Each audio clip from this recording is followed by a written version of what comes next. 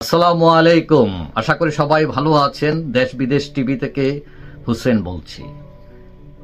আজকে খবরে দেখলাম যে জামাতে ইসলামের আমির ডক্টর শফিকুর রহমান বলছেন যে যারা গণহত্যায় জড়িত তাদের রাজনীতি করার অধিকার নেই। এখন কথা হচ্ছে যে কাকে উদ্দেশ্য তিনি এই কথা বললেন।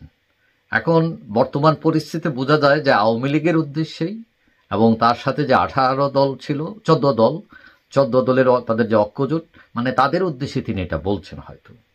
কিন্তু আমরা যদি গণহত্যা বলতে যাকে বুঝি এবং এইটা যদি বিশ্লেষণ করি, স্বাধীনতা পরবর্তী সময়ে গণহত্যা করেছে প্রায় সব দলই যারা ক্ষমতায় ছিলেন।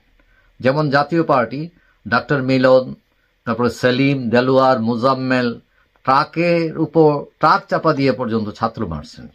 তো জাতীয় পার্টি সেটা অনেক গণহত্যার সাথে তারাও জড়িত ছিল।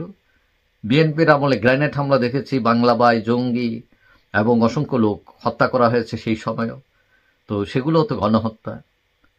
এখন আমাকে আজকে একজন প্রবাসী আওয়ামী লীগ নেতা বললেন যে এই যে জামাতের আমির গণহত্যা যারা করেছে তাদের রাজনীতি করার অধিকার নেই বলছেন।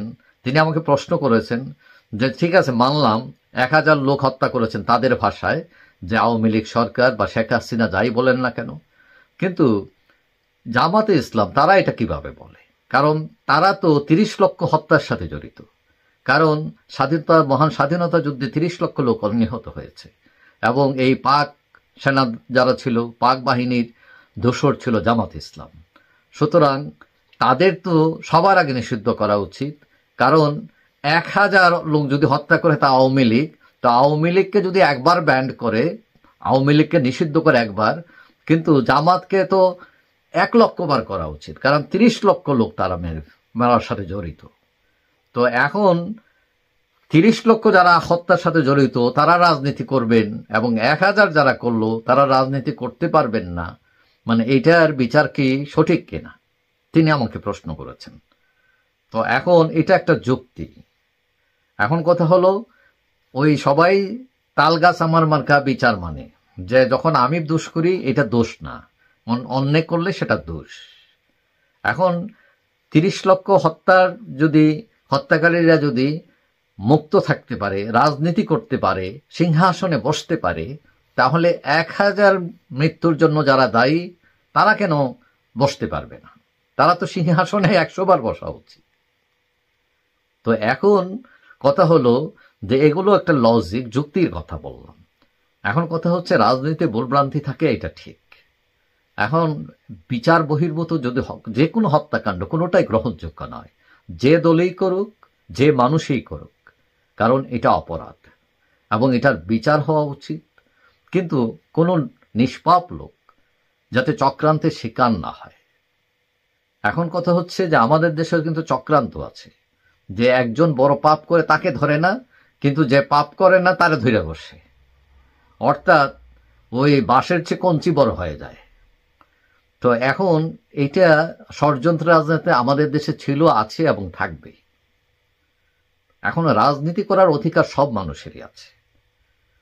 এখন রাজনীতিতে যদি কেউ পাপ করে থাকেন, কোনো দল এই পাপের সাথে যুক্ত হয়ে থাকে, তাহলে রাজনীতিবিদদের ঠিক করতে হবে যে এটার বিচার কি হওয়া উচিত, এবং এটা ফেয়ার হওয়া উচিত। যে এক দলের জন্য একরকম, আরেক দলের জন্য একরকম, সেইটা হবে না।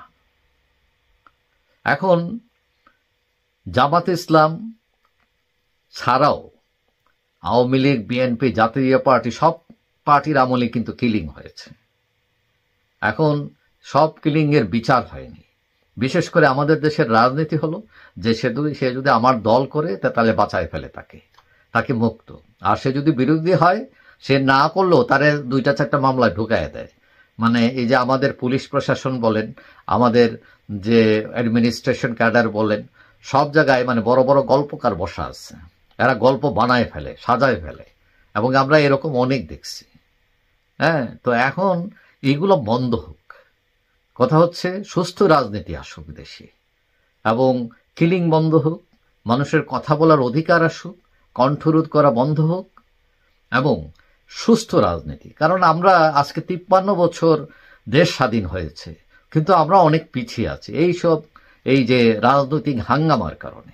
এদেশের মানুষ অনেক কষ্ট করেছে, স্যাক্রিফাইস করেছে, অনেক আশা করেছে। আমাদের রাজনীতিবিদরা বিশেষ করে হতাশ করেছেন এই দেশের মানুষকে। এবং আমি শুধু একটি দলকে বলি না, প্রায় সব দলই যারা ক্ষমতায় ছিলেন তারা দারুণভাবে হতাশ করেছেন এই জনগোষ্ঠীকে। সুতরাং ভুল যাই হয়েছে, এখন যারা ছাত্ররা আসছেন দ্যাটস ফাইন। হ্যাঁ, আপনারা নতুনভাবে শুরু করেন এবং আপনারাও সৎ থাকার চেষ্টা করবেন, সততার রাজনীতি। হ্যাঁ, আপনারা যদি যদি আর চোখে দেখেন, বিচার যদি সুষ্ঠু না হয়, তাহলে আপনারা একই কায়দায় আপনাদেরকে বিদায় হতে হবে। আজকে আওয়ামী লীগকে যে কায়দায় আপনার বিদায় করেছেন, তো এখন আপনারাও যদি ইল্লিগ্যাল ওয়েতে কথা বলেন, ইল্লিগ্যাল ওয়েতে চিন্তা করেন, তাহলে আপনাদের প্রস্থানটা ওইরকম হইতে পারে। যাই হোক, সৎবাদে সততার সাথে দেশপ্রেমের সাথে সবাই কাজ করবেন, সেটাই আশা করি। যাই হোক, সবাই ভালো থাকবেন। আশা করি দেখা হবে অন্য কোনো ভিডিওতে ইনশাল্লাহ। আল্লাহ হাফিজ।